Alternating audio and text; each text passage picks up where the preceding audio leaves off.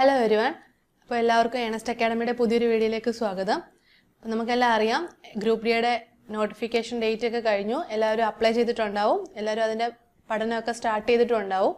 അപ്പോൾ നമ്മൾ ഗ്രൂപ്പ് ഡിയുടെ വീഡിയോസ് നേരത്തെ ചെയ്യുമ്പോൾ കൂടുതൽ വരുന്നൊരു എൻക്വയറി ആയിരുന്നു, ഏതൊക്കെ ബുക്ക് റെഫർ ചെയ്യണം, മാത്സിന് ഏത് ബുക്ക് റെഫർ ചെയ്യണം, സയൻസിന് ഏത് ബുക്ക് റെഫർ ചെയ്യണം എന്നൊക്കെയുള്ള ക്വസ്റ്റ്യൻസ് വരാറുണ്ട്.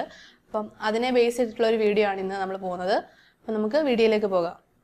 നമ്മൾ ഗ്രൂപ്പ് ഡിയുടെ എക്സാം പാറ്റേൺ നോക്കുകയാണെങ്കിൽ 1.5 മണിക്കൂറിൻ്റെ എക്സാമാണ്, അതായത് 90 മിനിറ്റാണ് എക്സാമിന്. 100 ക്വസ്റ്റ്യൻസ് ഉണ്ടാവും. ഏറ്റവും കൂടുതൽ വെയിറ്റേജ് വരുന്നത് റീസണിങ്ങിനാണ്. 30 മാർക്ക് റീസണിങ്ങിനാണ്, 25 mark maths, 25 mark science, 20 mark general അവയർനെസ്സിനും കറണ്ട് അഫയേഴ്സിനുമായിട്ടാണ്. അപ്പം എല്ലാത്തിനും അത്യാവശ്യം നല്ല വെയിറ്റേജ് ഉണ്ട്. അപ്പോൾ എല്ലാ സബ്ജക്ട്സും നമ്മൾ ഈക്വൽ ഇമ്പോർട്ടൻസ് കൊടുത്ത് തന്നെ പഠിക്കണം.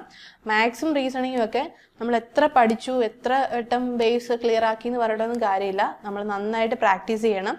ഡെയിലി ക്വസ്റ്റ്യൻസ് പ്രാക്ടീസ് ചെയ്ത് നമ്മുടെ സ്പീഡ് ഇൻക്രീസ് ചെയ്തെങ്കിൽ മാത്രമേ നമുക്ക് എക്സാം ഹോളിൽ നന്നായിട്ട് പെർഫോം ചെയ്യാൻ പറ്റത്തുള്ളൂ.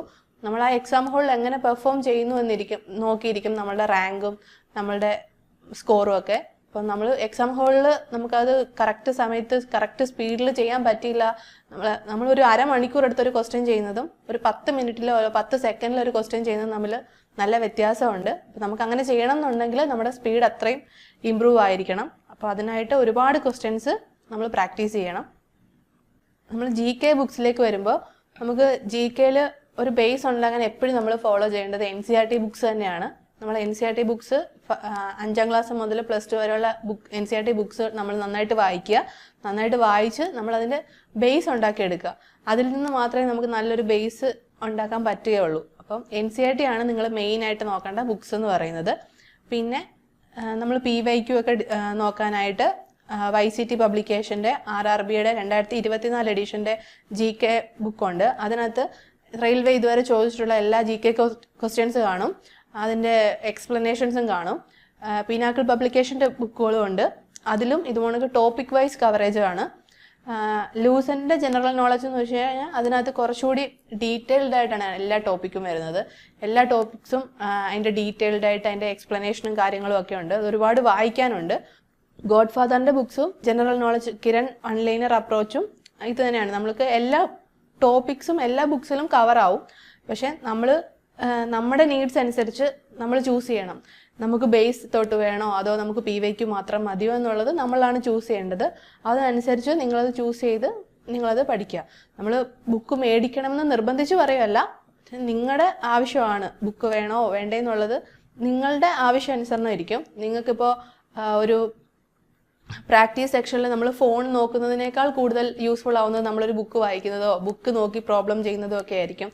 അപ്പം നമുക്ക് ബുക്ക് എപ്പോഴും ഒരു നല്ല വഴികാട്ടി തന്നെയായിരിക്കും. അപ്പം നിങ്ങളുടെ നീഡ്സ് അനുസരിച്ച് നിങ്ങളത് ചൂസ് ചെയ്ത് പഠിക്കുക. മാത്തമാറ്റിക്സിൻ്റെ ബുക്ക് വരുമ്പോൾ ആദിത്യ രഞ്ജൻ സാറിൻ്റെ ഫോർമുല ബുക്ക് നല്ലൊരു ഓപ്ഷനാണ്. അതിനകത്ത് നമ്മൾ ഷോർട്ട് ട്രിക്സുകളും ക്ലാസ് നോട്ട്സുകളും കൺസെപ്റ്റും എല്ലാം ഡീറ്റെയിൽഡ് ആയിട്ട് തന്നെ അടങ്ങിയിട്ടുണ്ട്. അത് നമുക്ക് ബേസ് സെറ്റാക്കാൻ പറ്റിയൊരു ബുക്കാണത്. പിന്നെ നമ്മുടെ ബേസ് ഒക്കെ സെറ്റാണ്, നമുക്ക് പ്രാക്ടീസ് സെക്ഷൻ മാത്രം മതി എന്നുണ്ടെങ്കിൽ YCTയുടെ RRB മാത്തമാറ്റിക്സും പിനാക്കിളിൻ്റെ റെയിൽവേ മാത്സിൻ്റെ ബുക്കും നമുക്ക് ഫോളോ ചെയ്യാവുന്നതാണ്. നമ്മൾ ഏത് ബുക്സ് മേടിച്ചാലും നമ്മുടെ എഡിഷൻ നോക്കി മേടിക്കണം, അപ്ഡേറ്റഡ് ആയിരിക്കണം എപ്പോഴും. റീസണിങ്ങിൻ്റെ ബുക്സ് വരുമ്പോൾ YCTയുടെ തന്നെ RRB റീസണിങ്ങും ഉണ്ട്, അത് പിനാക്കിളിൻ്റെ റെയിൽവേ റീസണിങ്ങും ഉണ്ട്. അപ്പം നിങ്ങളത് വാങ്ങി പ്രാക്ടീസ് ചെയ്യുക. ഡെയിലി ഓരോ സെക്ഷൻസ് പ്രാക്ടീസ് ചെയ്ത് മാറ്റുക. എങ്കിൽ മാത്രമേ നമുക്ക് റീസണിങ് ചെയ്യാൻ അറിയാമെന്ന് പറഞ്ഞ് നമ്മൾ ചെയ്യാതിരുന്നാൽ നമുക്കതിന് സ്പീഡ് കിട്ടത്തില്ല. നമ്മളത് 2 ദിവസം ചെയ്തില്ലെന്നുണ്ടെങ്കിൽ 3ാമത്തെ ദിവസം എടുക്കുമ്പോൾ നമുക്കതിന് സ്പീഡ് കാണില്ല. നിങ്ങളൊന്ന് ട്രൈ ചെയ്ത് നോക്കിയാൽ മതി. അപ്പോൾ നിങ്ങളത് ഡെയിലി പ്രാക്ടീസ് ചെയ്യുക റീസണിങ്. സയൻസിൻ്റെ ബുക്സ് വരുമ്പോൾ NCERT തന്നെയാണ് ആവണം അതിൻ്റെ ബേസ് എന്ന് പറയുന്നത്. പിന്നീട് നിങ്ങൾക്ക് ഈ പറയുന്ന ലൂസൻ്റെ ജനറൽ സയൻസും RRBയുടെ ജനറൽ സയൻസ് YCTയുടെ പബ്ലിക്കേഷൻ ബുക്കുകളും കിരൺ വൺലൈനർ അപ്രോച്ചും ഗോഡ് ഫാദറിൻ്റെ ബുക്സും ഒക്കെ നിങ്ങൾക്ക് വാങ്ങിക്കാം. പക്ഷേ നമ്മൾ NCERT ബുക്സ് വായിച്ച് നമുക്കൊരു ബേസ് ഉണ്ടാക്കിയെടുത്തതിന് ശേഷം മാത്രമേ നിങ്ങൾ ഈ ബുക്കിനെ ഡിപ്പെൻഡ് ചെയ്യാവൂ.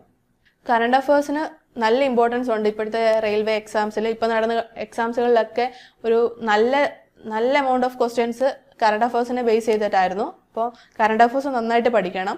ഇപ്പോൾ പിനാക്കിളിൻ്റെ കറണ്ട് അഫേഴ്സ് 2025 എന്ന് പറഞ്ഞാൽ നമ്മുടെ last year 1 year current affairs full അതിലുണ്ട്. അത് ടോപ്പിക് വൈസ് ഉണ്ട്.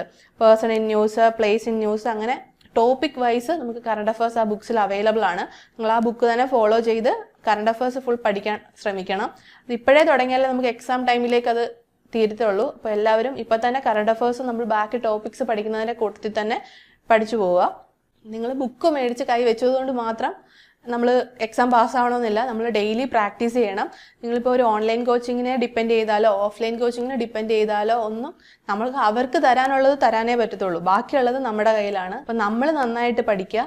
നമ്മളുടെ ബേസ് NCERT ബുക്സിൽ നിന്ന് തന്നെ സ്റ്റാർട്ട് ചെയ്യണം. നിങ്ങൾ ഒരു തുടക്കക്കാരാണെന്നുണ്ടെങ്കിൽ നമ്മൾ NCERT ബുക്സിൽ നിന്ന് തന്നെ സ്റ്റാർട്ട് ചെയ്ത് നിങ്ങളൊരു ബേസ് ഉണ്ടാക്കി നമുക്ക് എന്തായാലും മിനിമം ഒരു 3 മാസം ഗ്രൂപ്പ് ഡി എക്സാംസിന് കിട്ടും എന്ന് തന്നെ നമുക്ക് പ്രതീക്ഷിക്കാം. കാരണം അതിന് മുമ്പ് അപ്ലൈ ചെയ്ത NTPCയുടെ എക്സാംസ് ഒന്നും ഇതുവരെ വിളിച്ചിട്ടില്ല.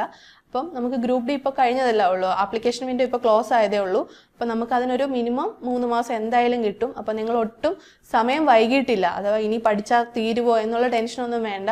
നമുക്ക് പഠിച്ച് തീർക്കാം. നമ്മൾ വിചാരിച്ചാൽ തീർക്കാൻ പറ്റാത്തതായിട്ടൊന്നുമില്ല. അപ്പം നമ്മൾ സ്വയം വിചാരിക്കണം, നമുക്ക് പഠിക്കണം, നമുക്ക് ഇപ്രാവശ്യം തന്നെ ഒരു ഗവൺമെൻറ് ജോലി നേടണം എന്ന് വിചാരിച്ച് നിങ്ങൾ അതിനായിട്ട് കഷ്ടപ്പെട്ട് നിങ്ങൾ അതിനായിട്ട് തന്നെ സമയം മാറ്റിവെച്ച് പഠിക്കുക. നിങ്ങൾക്ക് എന്ത് ഡൗട്ട്സ് ഉണ്ടെങ്കിലും ഞങ്ങളോട് ചോദിക്കാം. ഞങ്ങളുടെ കമൻറ്റ് ബോക്സിൽ ചോദിക്കാം, അല്ലെങ്കിൽ ഞങ്ങളുടെ കോൺടാക്ട് നമ്പറിൽ കോൺടാക്ട് ചെയ്ത് ചോദിക്കാം. നമ്മൾക്ക് കോഴ്സുകളൊക്കെ അവൈലബിൾ ആണ്.